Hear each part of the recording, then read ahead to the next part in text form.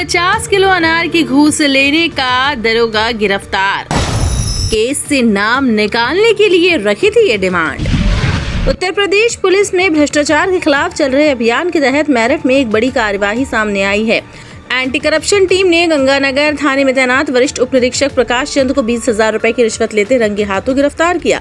दरोगा के खिलाफ शिकायत की गई थी, जिसके बाद ये कार्यवाही हुई। इसके बारे में एसएसपी अविनाश पांडे ने बताया कि 1993 बैच के दरोगा प्रकाश चंद के पास गंगानगर थाने में दर्ज एक मुकदमे की विवेचना पास थी। आरोप है कि दरोगा ने केस से नाम बाहर निकालने और मामले को रफा दफा करने के एवज में भारी भरकम रिश्वत मांगी थी। शिकायतकर्ता इतनी बड़ी रकम देने में असमर्थ था, जिसके बाद उसने इसकी लिखित शिकायत मेरठ एंटी करप्शन टीम से कर दी।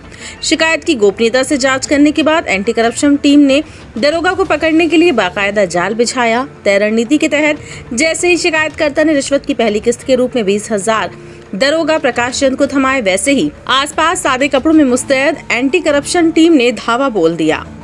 टीम ने दरोगा के हाथ धुलवाए तो केमिकल के कारण उनका रंग लाल हो गया, जिससे मौके पर ही रिश्वत की पुष्टि हो गई।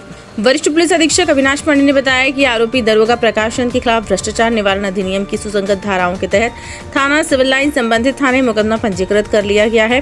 पुलिस विभाग ने स्पष्ट किया है कि आरोपी दरोगा को तत्काल प्रभाव से निलंबित कर दिया गया है। इसके साथ ही विभागीय स्तर पर भी कड़ी दंडात्मक कार्यवाही के लिए आंतरिक जांच शुरू कर दी गई है। एंटी करप्शन टीम आरोपी दरोगा को हिरासत में लेकर पूछताछ कर रही है। नोटों के नंबरों का मिलान और कागजी औपचारिकताएं पूरी करने के बाद आरोपी को मेरठ की विशेष भ्रष्टाचार निवारण कोर्ट में पेश किया जाएगा, जहां से उसे जेल भेजने की तैयारी है। दरोगा की गिरफ्तारी के बाद मीडिया से बातचीत में शिकायतकर्ता दीपक चौधरी ने बताया कि आरोपी दरोगा ने पिता, मामा के लड़के नवनीत और मामी संगीता पर एक जमीन के विवाद को लेकर झूठा मुकदमा दर्ज कर लिया था। असल में जमीन मामा के लड़के ने अपने ही एक रिश्तेदार को बेची थी, जिसके बाद साजिश के तहत प्लॉट की हेराफेरी धोखाधड़ी कर फर्जी केस दर्ज कराया गया, जबकि उसके पिता का प्लॉट के कारोबार से कोई लेना देना ही नहीं है। दीपक ने बताया कि मुकदमे से नाम निकलवाने के एवज में जब दरोगा से बात हुई तो उन्होंने पहले खर्चे की बात की, फिर 50,000 रुपए की मांग की। दरोगा ने कहा कि 50,000 मत बोलो, कोडवर्ड में से 50 किलो अनार बोलो। क्या नाम है आपका? मेरा नाम दीपक चौधरी है, अनूप पवन कुमार। मैं ग्राम लिबरेटी का निवासी हूँ। कुछ समय पहले दरोगा जी ने हमारे पिताजी, हमारे मामा जी के लड़के नवनीत और हमारी मामी जी संगीता पर एक झूठा मुकदमा लिख दिया। इस झूठा मुकदमे के एवज में इन्होंने हमारे पिताजी पर फोन करा और कहा कि अगर तुम्हें अपना मामला निपटाना है तो आकर के बातचीत करो। जैसे ही मैं इनके पास बातचीत करने गया, इन्होंने मुझे कहा कि इसमें कुछ खर्चा लगेगा, अगर तुम खर्चा कर सकते हो तुम्हारा मुकदमा यहीं छूट जाएगा।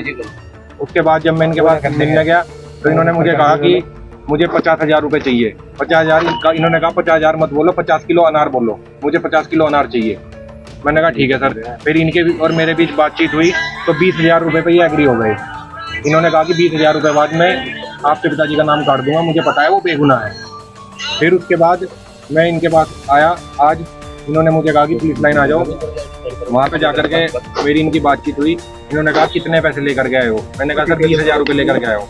फिर ये मुझे अपनी गाड़ी के पास ले गए। इन्होंने गाड़ी का लॉक खोला और पीछे की एक सीट की तरफ से ये आए, दूसरी सीट की तरफ से मैं आया। इन्होंने पैसे हाथ में लिए, एक पन्नी पॉलिथीन वहाँ रखी थी वो उठाई और उसके बीच में वो 20,000 रुपये रख करके फिर ये बाहर आ गए मेरे साथ। तभी बाकी सर लोगों की टीम वहाँ पे आ गई और उन्होंने पकड़ लिया। किस एवज में मांगे गए थे ये दीपक भाई? एक झूठा मुकदमा इन्होंने लिखा था, एक जमीन हमारे मामा जी के लड़के ने बेची थी एक अपने रिश्तेदार को। तो उसके बाद उन्होंने जो है एक झूठा मुकदमा हमारे ऊपर लिख दिया कि आपके साथ प्लॉट की लेन देन करके धोखाधड़ी करी गई है, जबकि मेरे पिताजी प्लॉट का काम नहीं करते। मेरी मामी जी जिनकी उम्र 50 साल है वो बुजुर्ग महिला है। मेरे मामा जी का लड़का नवनीत वो 10वीं फेल है। तो ये 3 लोग रहते हैं। मेरे पिताजी मेरे साथ रुड़की रहते हैं। तो हम लोग कोई भी प्रॉपर्टी का काम नहीं करते। इन्होंने झूठा मुकदमा लिखवाया पहले और उस झूठे मुकदमे को फिर खत्म करने के लिए हमारे से ये पैसे की मांग रखी है।